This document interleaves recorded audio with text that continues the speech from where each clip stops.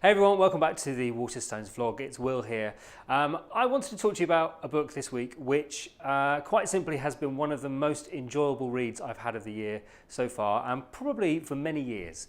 I tend to read a lot of literary fiction, what's called literary fiction, and by that we often mean books that sort of challenge us and can be quite tricky to read sometimes, but of course the rewards are there. And there are sort of ways in which I like to challenge myself as a reader, and whether that's to do with form or style or whatever it might be. And that sometimes means that reading can feel quite tiring at times, actually. And every now and then it's nice to read a book which is doesn't sacrifice any of its literary qualities, but is simply enjoyable and entertaining and light of touch, and crucially in this case, funny. Books are funny, and people talk about books that actually make them laugh out loud, and it has to be really funny if I'm going to laugh out loud. And I'm really pleased to say that there are several moments whilst reading this book that I audibly laughed on my commute on the way in and out of London. The book, to give you the title before I go on too much longer, is Less by Andrew Sean Greer. This won the Pulitzer Prize over in America this year, and it's just a joy. It's a complete joy.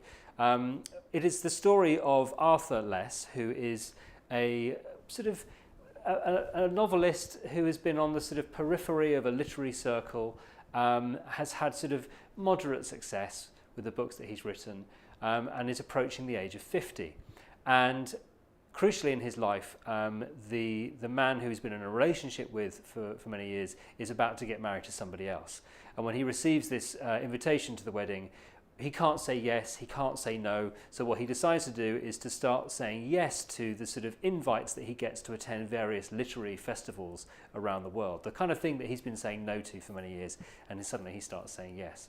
And so Arthur Less travels to various countries around the world and has what I can only describe it as escapades, but he's a wonderfully charming character because of his sort of quiet ineffectualness in many aspects of his life, and the way that he keeps sort of getting things wrong, whether that's how to talk to people in social situations, or how he conducts himself with making purchases, how he gets in and out of airports, all that kind of stuff.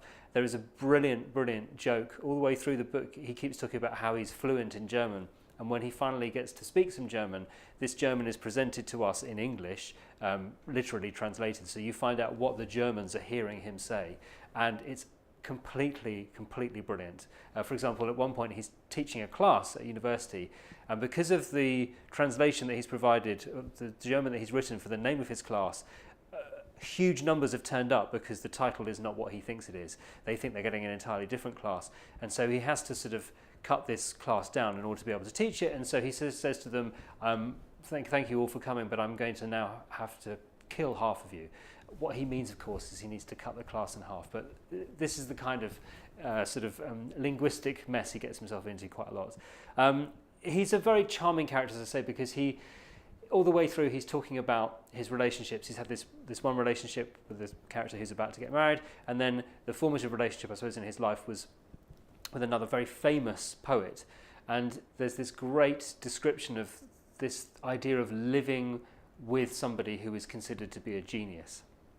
That idea of being a creative person who is with another creative person who is enjoying much more success. And it obviously has a huge impact on their relationship. The beginnings of their relationship is beautifully told. And in fact, the lightness of touch and the way in which Greer is able to sort of give us Arthur Less's history, but without it feeling chronological. He just pulls these little nuggets, it's like sort of seeing reflections in a pool or something. He just kind of conjures up these images, and it's a beautiful way of telling Less's story, and it's done with such a lightness of touch that you don't realise how much you've learnt about him until you're reaching the end of the novel, where there is a wonderful ending, which I will not spoil in any way, but suffice to say that it's kind of exactly the ending that you want the book to have, because by that point you care so much about Less as a character, and you just sort of want the best for him. It is, as I say, funny, smart, clever, entertaining. I mean, it's just exactly what you want from a literary book. And it is about writers and it is about literary festivals. And so if you are a bookish person, it's exactly the kind of thing that you would like to read about in a book, but not done in a sort of heavy-handed way, done with this great lightness of touch and a real fantastic ear for sort of entertaining dialogue and social awkwardness and social comedy. So I can't recommend it highly enough. Lots of booksellers had mentioned this book to me previously, so I'd like to thank every single one of them for mentioning it, because I don't think I would have picked it up if it hadn't been for them. So there you go, you see. Always ask a bookseller, they know what they're talking about.